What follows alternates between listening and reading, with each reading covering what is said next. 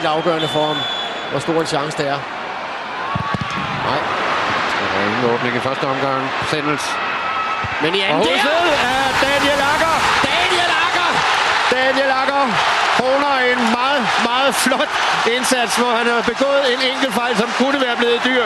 Men den samler han op her med sit første mål for Brøndby. Og 2-1 Brøndby. Og så lille er forskellen på at være helt og være skurk. For 2 minutter siden kunne han være kampen og Brøndby skurk. Nu ender han formentlig med at blive Brøndbys helt på et fantastisk flot hovedstødsmål. Dirigeret direkte ind i det lange hjørne, uden chance for kampens anden store profil, Onysko. Prøv at se her. Der. Teknisk flot, og prøv at se der, der er ingen tvivl. Han hænger i luften, og så lægger han den ind. Fuldstændig uden chance for Onysko.